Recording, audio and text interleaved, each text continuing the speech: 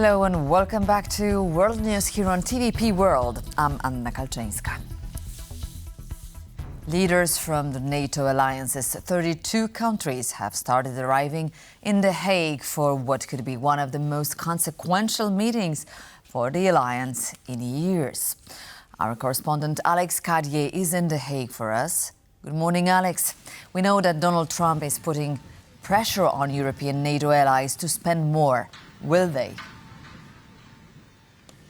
Well, the answer to that from the leaked draft conclusions of this meeting that we've seen is yes, there will be a pledge from NATO allies to increase their defence spending to 5% of GDP. That is broken down between 3.5% on core defence spending, which the overwhelming majority of NATO allies have not yet hit, and then 1.5% on building up and protecting critical infrastructure. Now that represents quite a large increase in defence spending for a lot of these countries. We have seen some countries like Portugal, Spain, Italy spending considerably less, spending less than 2% of their GDP on defence, despite having committed to hitting 2% back in 2014. And that, of course, with the arrival of Donald Trump, is going to put a lot of pressure on those countries. Now, he is supported in this by countries like Poland and the Baltic states, who are already at 5% there or thereabouts, or will be in the next couple of years. There was a debate, of course, behind the scenes about when the countries will hit that 5% number. We understand from the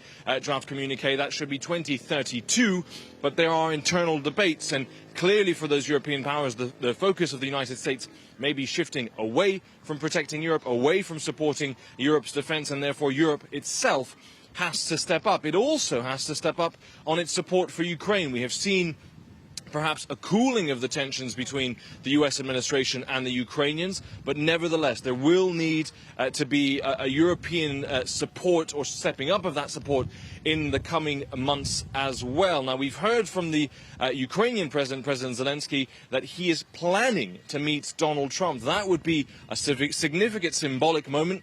He was asked about the details of whether or not this meeting will happen. He said the teams are working on it, but he is planning on meeting the US President. Clearly, this will be seen as a victory for Donald Trump, convincing those NATO allies to spend considerably more. The devil, of course, will be in the detail, and for now, we don't know exactly how that money will be spent. We just know the NATO allies will commit to do so.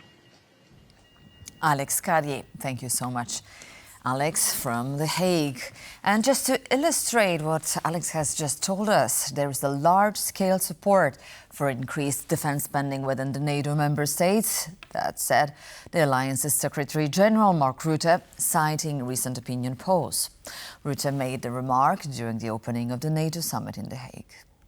When you look at the latest opinion polling done in NATO, you see that many people, and it is getting to really high numbers, are supporting the fact that, yes, there is a direct threat from Russia, that, yes, if we do not invest now, we are really at risk that the Russians might try something against NATO territory in 3, 5 or 7 years. And therefore there is large-scale support. I see it in my own country. I've seen the polling data this morning in NRC newspaper in this country, saying that there is now a majority of population really supporting the extra money spent on defense, because this is the great thing about democracies. You cannot fool people. So the people living in this country and all other NATO allies, they know that there is a change. That we are not living in happy land after the Berlin Wall came down. We are living in much more dangerous times, and there are enemies, adversaries who might want to attack us. And we have to make sure that we defend our beautiful way of life and systems and our values. Experts say Russia's increasing intensity of attacks on Ukraine could see Moscow launching a total of more than 5,000 drones this month. According to defense analyst Konrad Muzyka, Moscow's forces launched 4,198 Shahed-type and imitation drones in March. In June, Russia has so far launched 4,342 drones. Muzyka estimates that if the current attack tempo is maintained, the total may exceed 5,000 by the end of June. With the support of Iran, Russia has significantly increased its drone manufacturing capacity. In September last year, President Vladimir Putin said Russia was ramping up drone production by around 10 times to nearly 1.4 million a year. While continued Russian attacks on Ukraine wreak havoc on people's bodies, the survivors will also deal with psychological trauma. Here are a few words from one of psychologists working with the Ukrainian State Emergency Service, who was on site of the recent attack on Kiev, which killed 9 people and wounded 33 more. State Emergency Service psychologists worked directly with over 100 civilians. The emotional states varied greatly. Those who had lost loved ones were understandably in acute distress. Their emotions shifted rapidly from one to another, screaming, aggression, crying, flowing from one state into the next. These states were prolonged as people were involved in identifying the casualties. They refused to leave until the bodies were taken away. They remained at the site for a long time, unwilling to step away from their loved ones. Naturally, their conditions were extremely acute and very difficult. Today, I was asked what can be done in such situations, what kind of help can be provided. I've given this example before and I'll repeat it. Sometimes it's necessary to guide them through breathing exercises. We say inhale, exhale. We stay close, hold their hand, and offer them water in small sips. Poland's Foreign Minister Radosław Sikorski is urging the EU to show solidarity with Ukraine and adopt an 18th package of sanctions against Russia before Warsaw's presidency of the Council of the European Union ends on July 1st. The latest planned sanctions target Russia's energy export, banking sector and military industry. Sanctions by the European Union require unanimous approval by all 27 member states. But during a meeting of EU foreign ministers on Monday, Hungary's Foreign Minister Péter Szijjártó said Budapest and Bratislava opposed the proposed sanctions, citing a planned ban on Russian gas imports from 2029. Sikorski criticized the stance, saying some countries seem to be exceptionally attached to Russian crude oil and gas. He added that energy costs may increase, but the move would deprive Russia of funds to fight what he called its criminal war against Ukraine. He added that most EU member states supported the sanctions and that Europe must show unity by cutting off Russian sources of funding. The Middle East ceasefire announced by President Donald Trump is now officially over. Israeli Defense Minister Israel Katz says he has ordered, quote, power force strikes on Tehran, end of quote, after claiming that Iran violated the ceasefire. Israel says it detected launches from Iran after the truce came into effect. Tehran's armed forces, meanwhile, deny violating the ceasefire. The Israeli Defense Minister said he had instructed the Israel Defense Forces to continue high-intensity operations targeting, quote, regime assets and terror infrastructure in Tehran, end of quote. While the Israeli Finance Minister has said that, quote, Tehran will shake, end of quote, referring to the newly ordered strike. The new Romanian government was sworn in on Monday evening at Bucharest's presidential palace.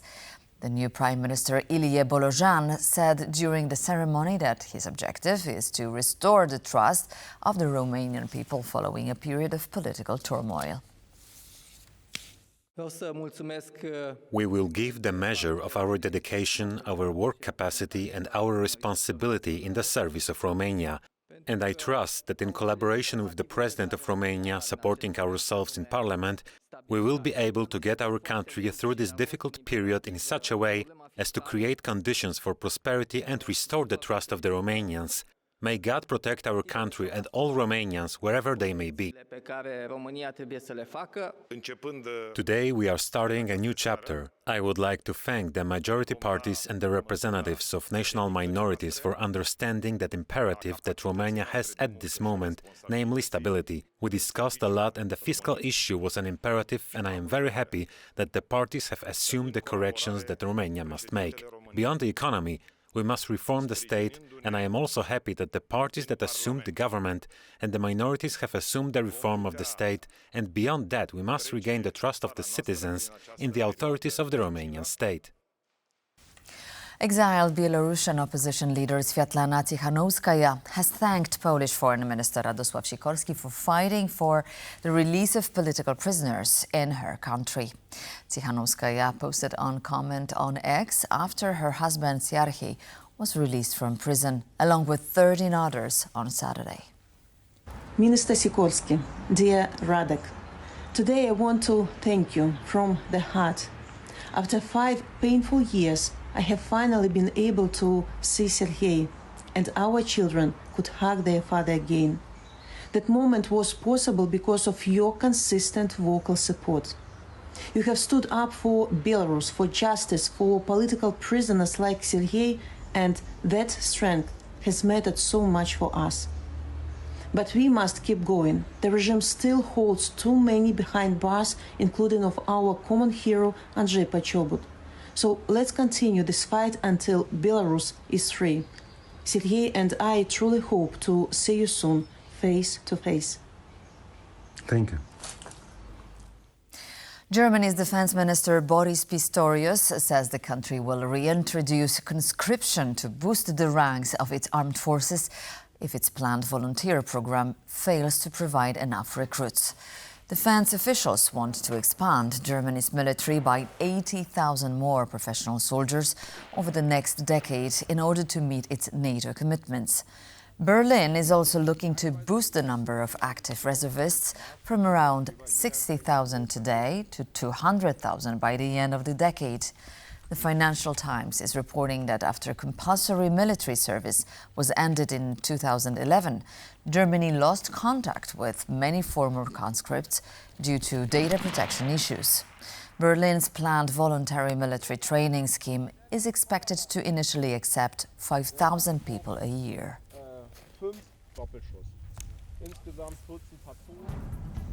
And with that, we conclude this edition of World News. Thank you so much for being with us this morning, and see you soon.